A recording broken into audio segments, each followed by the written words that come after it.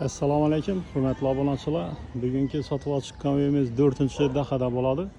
Birinchi qavatda 4 xonali kvartira bilan tanishtirib o'tamiz. Bu yerda ko'rib turganlaringizdek mashina qo'yadigan parkovkalar bor, maktab bog'chalardan umuman muammo yo'q. Bir ajoyib manzarali yerda, lokatsiyasi dim zo'r joyda. Eldilar ko'rib turganlaringizdek fasadlar urilgan, ko'rkalar qilingan. Podizlarimiz ham akkuratli ekan. Hazır bir yandan gösterip tanıştırıp boraveramiz. Birinchi qavatda 4 xonali kvartira. Sel remont talab. Hozir ichki qismi bilan ko'rsatib o'taman. Hurmatli obunachilar, uyning ichi bilan tanishib o'tamiz. Eshikda ko'rib turganlaringizdek yaxshi sifatli eshiklardan qo'yilgan. Bismillahirrohmanirrohim. Berimizde hurmatli obunachilar 2 zal, 2 spalnisi bo'ladi. Bir girgen joyi dalan. Birinin endi remont talab. Aboylarını yaş falla yırtıp taşan, polni koparıp taşarlar.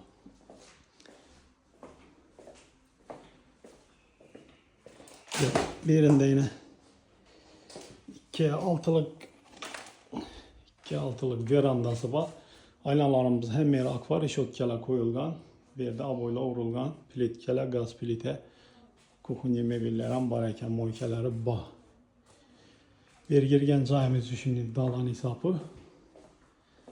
Katta televizorlar ham koyulgan. Berimizde 3'e 5 aramlık zal joyi. Toşlu şimdi yine bir zal joyi var bir de. Aboydan çıkıp tuttu. Televizor yıldıradigan antenna joylari rozetkalar tashlab o'tilgan. Tak giriş eshigimiz edi. Bir nazı gösterişine ilacı yok. Bir hem 3,5 5 aramlık zal. Yine birimizde bir spalnisi var. Bir de kol uyuş için rakvina koyulgan arisolları var.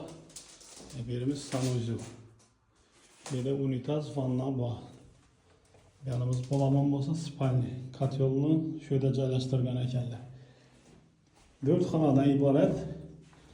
Bir de narx-navosini mülk egesinin nomerini koyamiz. Bemalol telefonlaşıp, gelip savdolaşıp alaverasizlar, xudo xolasa. Shunda birinchi spalnimiz, ikkinchi spalnimiz, bu yerda bir zal, bu yoqda bir zal. Общий 4 xona, bu yer dalanchasi. Hurmatli obunachilar, bu uyimiz kimga qiziq bo'lsa, pastda telefon nomerlarini qoldiraman. Uyning egasini bemalol telefonlashaverasizlar. Like'larni qo'yamanglar, qaddiy qilinglar, yurakchani bosib do'stlaringizga tarqatib qo'yinglar.